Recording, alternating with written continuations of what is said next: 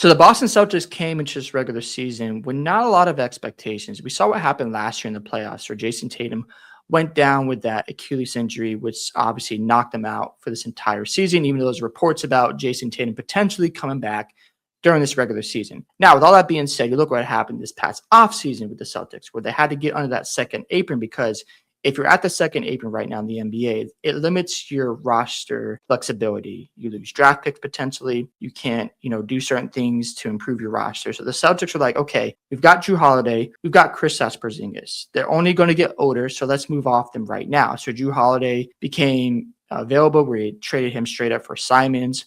In that trade, it looks good right now because Simons is going to be on an expiring contract. So maybe he gets moved in the trade deadline, or he just walks in free agency, and that frees up more money for the Celtics.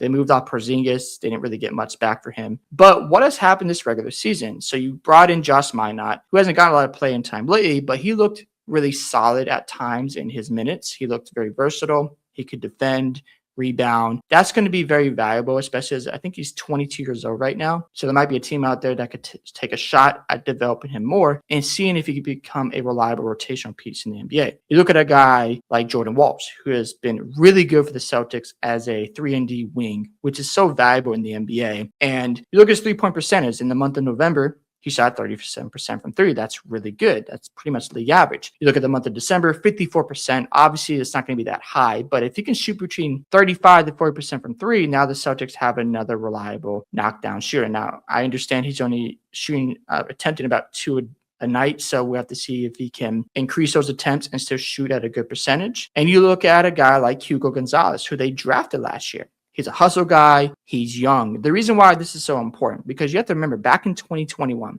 when the Celtics went through their struggles, they finished as a 7th seed. They brought in Ime Udoka, and it took them a while to build some chemistry. So what happened before they made their run? Brad Stevens went out and got Derek White. At the time, Derek White was coming off the bench, but the Spurs loved him as a rotational piece. He traded away Romeo Langford, Josh Richardson, first-round pick, and a 2028 first-round pick swap. So Derek White has turned out to be a very reliable piece for the Celtics. You look at Aaron Nesmith. At the time, Aaron Nesmith was traded in July for the Celtics of 2022. He was barely playing for the Celtics, so they moved him to Indiana as part of the Malcolm Brogdon deal. And he also obviously had Daniel Tice. He traded another first-round pick, another player to Indiana for Brogdon. Then he flipped Brogdon for Drew Holiday and Robert Williams III. So what I'm saying is you don't need a lot of guys to move off, but now he can build trade value with Hugo Gonzalez because he looks promising. He can defend, he hustles, and the NBA is going to value that. So there's going to be a team out there that might take a chance on him. You look at Jordan Walsh. I would keep Jordan Walsh personally, but if it takes, upgrading the center position, you might have to consider moving off Jordan Walsh. I would do it, but it might cost you, a reliable center because I don't think Garza is your best option for a backup big. He looks solid right now, but he's more like a third center to me, in my opinion. Then you look at Josh Minott, who has shown some promise, like we already talked about. Then you still have Sam Hauser on this roster. So when Tatum gets back and you got all these pieces, you can rely on Kata. He's looked like a really good center for the Celtics. That's a huge W because the biggest question mark for the Celtics is who's their center? Now, they still get killed on the glass. I watched them get the Blazers last week, and Kata was in the game, but you can tell they need another center on this roster. That's something that Boston's either going to address at trade deadline or in the offseason.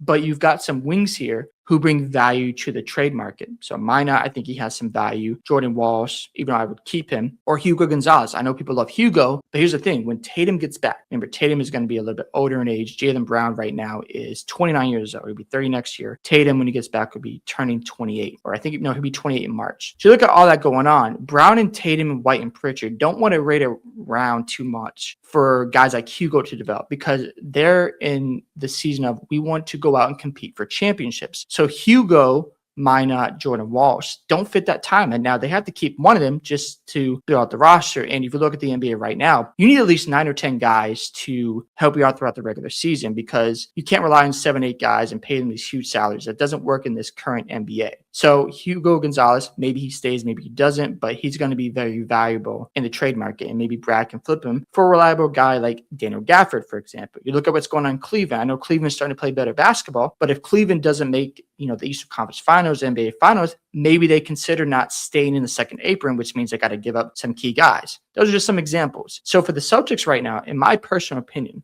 this has been a huge success for the regular season. You have to love what you see from this Celtics team because Jordan Walsh looks like a solid player, and I think he'll fit really well in Boston's system.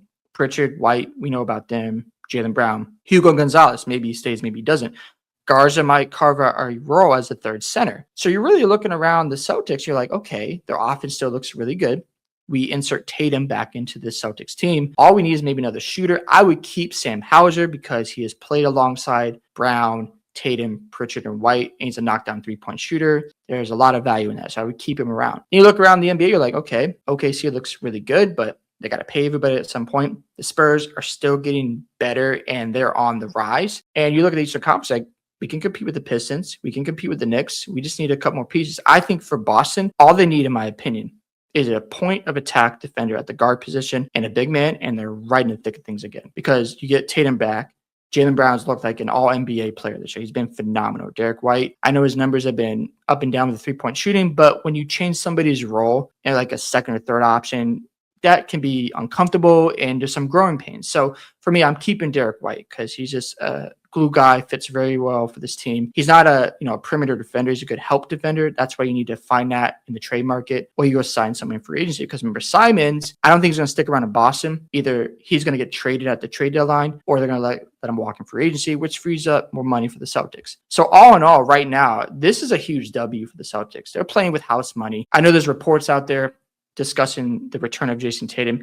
In my personal opinion, I would say to Tatum, just keep rehabbing because you can come back, get the playoff experience with guys in Sarasha, but I think some of these rotational pieces aren't going to be here next season for the Celtics. I think for Tatum, just get healthy, come back next season, let Brad figure out what to improve on this roster and see what he does in the off season. And you can have an 80% Jason Tatum, but I don't think even with Tatum returning, they're going to beat a team like the New York Knicks. Because you look at the chemistry, that does matter. You have to get reps together. And I just think having an off season to work together with the new guys, Tatum and Brown, White and Pritchard are the leaders of this team. That will bode well for a guy like Jordan Walsh. I know he has seen Tatum because he, was on the bench, not getting a lot of playing time. But I think just let him get playing time and see where it goes from there. I know he didn't play against the Kings last night. He played for 5 minutes. That's going to happen in the NBA where you're a young guy. Joe Mazzulla even said, I just want to bring Sam Hauser in the game just to give the Kings a different look. And it worked out. He knocked down a ton of threes. With all that being said, I like where Boston's at. I am more than pleased with this regular season. No matter what happens the rest of this way, if they stay in the third seed, huge win. If they don't, it's all good because right now they do own their first round draft pick this year. They do own their 2027 pick, 2030, 31, 30, and their 2 picks for 2032. So they got some draft capital. So if I'm looking at the situation, I need a backup big to help out Kata, and I need a point of attack defender at the guard position. You fill both those positions with experienced guys because remember, you want to fit the timeline of your vets on this team when they're looking to win championships. You don't want a situation like with Golden State where they were drafting guys, but Curry, Green, and Thompson were getting frustrated because they were developing and they're like, we're trying to win right now. You're just compromising that situation. You don't want that to happen in Boston. So it's important for Brad Stevens to obviously look at the trade market, see what's going on in the NBA. If they don't do a lot in the trade deadline where they just, shed some more salary, I'm not going to be upset about that because I'm expecting Brad to add a piece in the offseason so they can play with Tatum and Brown, Pritchard and White. And I would keep Jordan Walsh and Sam Hauser, and you go from there. Now, I think Peyton Pritchard needs to come back off the bench because he's better in that role. And I think he'll thrive in that 6-man position.